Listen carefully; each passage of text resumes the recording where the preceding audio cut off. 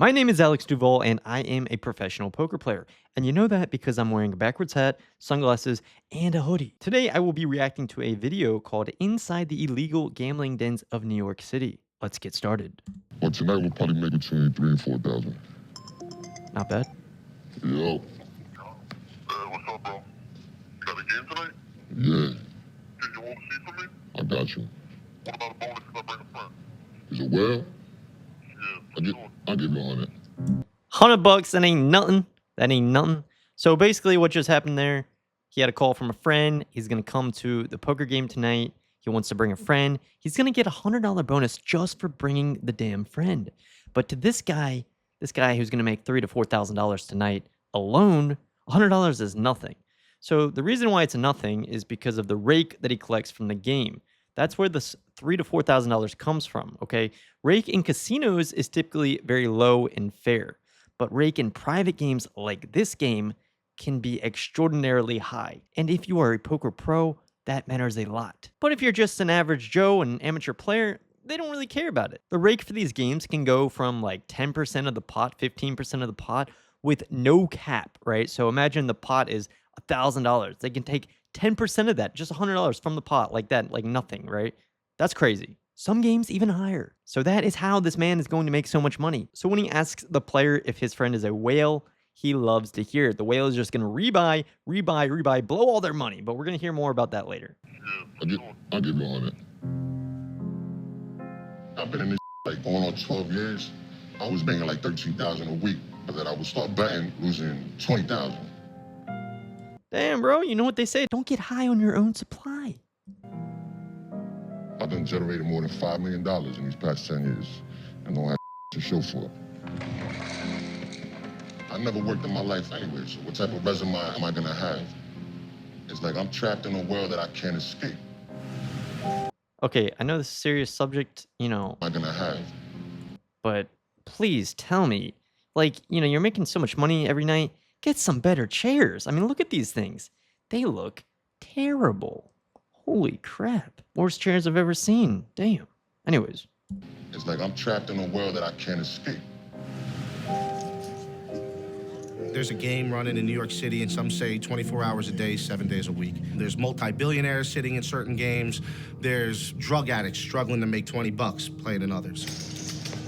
Yeah, so it's pretty interesting. In New York City specifically, they don't yet have like legal casinos, right? So anyone who wants to play poker is, you know, reduced to playing at these home games with these shady characters and, you know, terrible chairs. So as he says, the level of play can go from, you know, super, super high to super, super low. There's drug addicts struggling to make 20 bucks playing in others.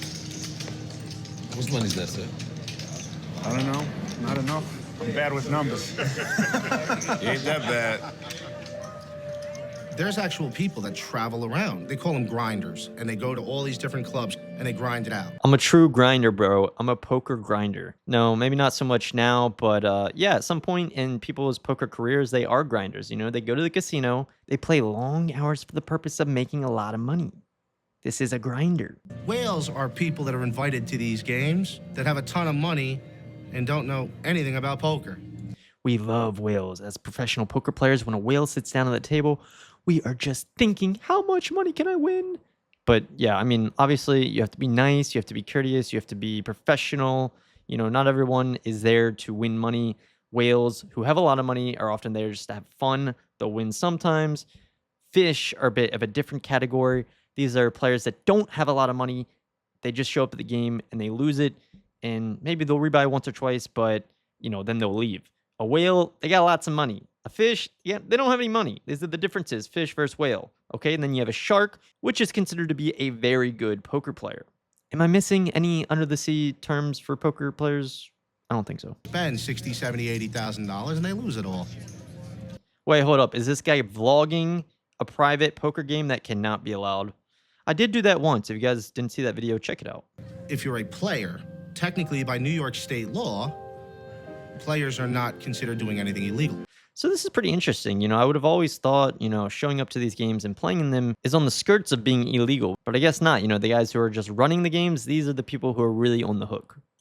So right now, we're in Brooklyn. We're going to meet a man named Chummy who used to run very lucrative poker game. I respect.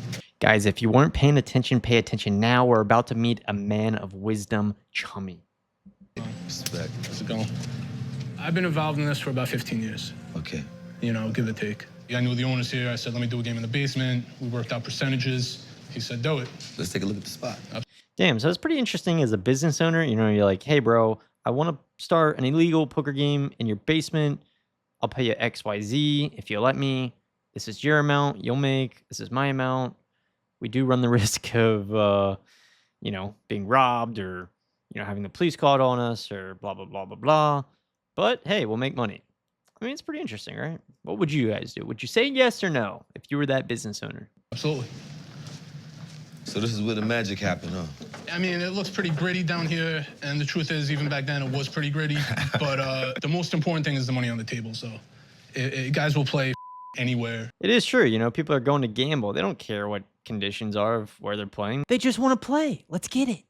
Is it just the thrill of winning, or is it the thrill of knowing that you can flip money really quick? All of it. All of it. All of it. And it is an ego thing, too. Gamblers have big egos. When you win, you feel like a genius. Yeah, You yeah. feel like a genius when you win. It's on the flip side, when you lose, you hate yourself so much. There's no in between, because a real degenerate gambler doesn't want to win a little. He either wants to win a lot or lose a lot. Most of these guys would rather lose a lot than win a little. Boom. Drop the mic. So what my man Chummy just said here couldn't be more true. I mean, imagine a 1-3 grinder, 2-5 grinder who's, you know, a fish. If they lose all their money, you know, they're left with $100, you know, after getting stacked, right? Do you think they're going to like just add on and play smart? Or if it's time to go, what are they going to do? They're just going to go all in with a bad hand. They're going to leave. Say they're left with $10. What are they going to do? They're going to give it to the dealer as a tip. They would rather lose a lot than win a little. They don't care that $10 could have bought them, you know, a burrito at Chipotle or something. No, maybe not nowadays, but you get my point. Also, the ego thing is so true. I think that is certainly what separates the pros, right? Having a big ego equals tilt, and tilt equals losing lots of money. You ever got robbed? This place never got robbed. We kept it discreet enough. Some of the other places got robbed. What was that like? I was dealing, there were 10 tables full. 2 guys came in with guns, kicked the door open. Like everyone on the floor, everyone empty, you know, run your Yeah. everyone run your put it on the table. A bunch of guys put up jewelry like that. They got the cage. I believe that night they got the cage for over 100. With all the players, you know, one guy was getting the cage while the other guy was going table to table. Everyone, you know, put their on the table. Sure, Me, what have you. I was having a bad week that week and I was dealing. I needed my money. I had like maybe 500 on me. I took it out of my pocket. I put it in my drawers. Dig it. And then I just threw my wallet on the table. I had $8 in my wallet. The guy actually looked at my wallet. He said, $8, mother. But he didn't run my drawers or nothing. No, so yeah. I left with $500 that night. What's he gonna do? Tell you to stand up, spread your cheeks? But I mean, damn, my man Chummy here, really risking his life for $500. I don't know, man. Not too smart. Most of the time, it's an inside job. Makes sense. Right now, we are in Brooklyn. We're about to meet a couple of dudes that they rob poker games. Okay. Why do you only target illegal games? What is your main? What is the science behind that? They can't call police. Why do you only target illegal games? Let me think about that. Illegal games. What is your main? What is the science behind that? They can't call police. That's my favorite one. They can't call the cops, so it's between us. Yes, sir. And the money's there waiting for me to take it. What's the biggest lick you ever caught? So one game, one poker game, just running their cash in Like the 140. 140. Yeah. So you split that between us two, the driver, and the person who put us on. Still a decent. I mean, for what? For 5 minutes of work? Yeah. Like, how do you sort out the games that you think are easy prey? I mean, reality is none of them are easy prey. It's all a calculated move. To rob those spots, you gotta have an inside job. So whether it's the waitress, whether it's one of the bartenders, whether it's security guard, the last one we did, it was the security guard. Yeah, so I mean, makes sense. Like Chummy said, if a poker game gets robbed, it's usually an inside job. Someone isn't gonna just come out of nowhere, be like, oh, I found a poker game, let me rob it. You know, obviously someone told him about it. Someone told him when all the money's gonna be there. That's something you risk as you go to these games. You know, it's very risky to go to private games, especially if you go to one that has higher stakes, like, you know, these games that they're talking about that have 140, 200K, you know, on the table. These are big games. If you're going to a smaller stake game like 1-3, 2-5, you do run the risk of getting cheated, you know, whether it's a dealer who has, you know, sleight of hands or setting you up to lose, or even going so far as to having like colored contact lenses. You know, this shit happens. My advice, play at a legal casino if you can. Otherwise, you do run the risk of putting yourself in a very dangerous situation. And he let me know who was holding, who wasn't holding, how many people was there, and he told me how much paper be there. So when I went, I expected to see that much paper. I go see the spots, go to the spot out for about a week or two, just to get the layout, my routes to leave. How many games have you robbed? A few, quite a few. I robbed about 5. I robbed one around here some months ago. Come on, bro. 5 games. These are rookie numbers. Come on, come on. G-spot, poker in the back, blackjack, cards in the back, dice in the front. I go in there to shoot dice just to watch everything. And I see the poker table, there was some money on there. How much money? Hood money, 40, 50 racks. Yes, sir. I'm coming for that. Yes, sir. I'm playing dice with 3, 4 racks. Damn, so this guy really went in there, played dice, you know, 3 grand. He saw that there was 40, 50 racks on the poker table, and he's like, you know what? I might as well come back and get that. I see 40, 50 racks, I'm coming for that. I left. I went got a rusty 6-shot 38. I like the rusty part. That really puts us in the moment, doesn't it? And I came right back to shoot dice with no mask on. Ooh. I went right in the back and went back to grip out. Everybody give me everything. I'm putting everybody on the floor. No mask. No, I'm gonna shoot you. If you play with me wrong, I'm gonna shoot you. Damn. No mask means you take your shot. 50 grand. So this is actually pretty interesting. You know, I didn't really think about it, but it makes total sense. If someone comes in to rob a poker game with no mask, you know, if you see them, they're planning to kill you. They don't want any witnesses. Put your face on the ground and do not look up, or else you're dead. Have you shot someone in a line of robbery? Of course.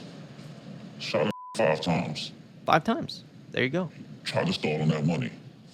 I got what I came for, and he got what he had coming to him. And I walked out of there with a few 10 bands. Damn. But when it's between me and you, either you're gonna die or I'm gonna die. And I'm not gonna die. For that paper, I'm not Jesus Christ off, man. What? The fuck? For that paper, I'll knock Jesus Christ off, man. I bet you that guy goes to church every Sunday too, and he's like, you know, I love God, but God, if you're in my way for that paper, I will kill you.